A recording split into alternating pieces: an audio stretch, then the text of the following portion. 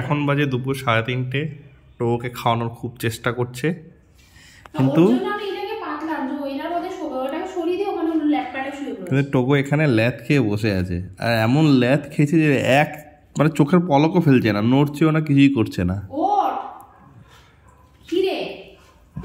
আমাকেও খেতে হবে, আমারও খিদে লেগেছে, আমার জ্বর আছে, ভাল লাগছে না। ওঠো, ওট ওট ওট ওট ওট। এরকম করে কি করে খাবি? ওঠ।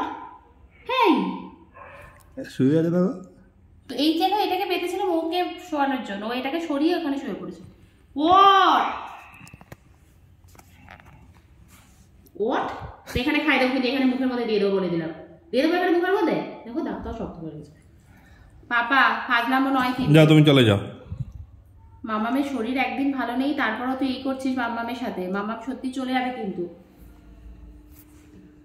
সকালবেলা উঠিনি জ্বরের জন্য, ও খায়নি সকাল থেকে, কিচ্ছু খায়নি, একটা দানা খায়নি। দেখো ওইভাবেই খাবে, দেখো ওইভাবেই খেয়ে নিল। খায়নি, তো ফেলে দিল। সকাল থেকে খায়নি, অ্যাসিডিটি হয়ে গেছে। নীলিমাদি কত করে বলছে যে দিদি ও খাচ্ছে না, কিন্তু আমার এত জ্বর, আমি তো উঠতেই পারছি না। আর ও ওইদিকে সোফার মধ্যে এসে ঘুমিয়ে দিচ্ছে। বল নিয়ে আয়, বল নিয়ে আয়, বল খেলে তো উঠবি না, বল নিয়ে আয়। উঠতে পারছে দেখো। আগে খেয়ে নে, তারপরে বল নিবি। বল বল পরে নেবো, খাবো আগে। পাপা অ্যাসিডিটি হয়, বমি হবে, কিন্তু আমি কিন্তু তখন দেখবো না বলে দিলাম।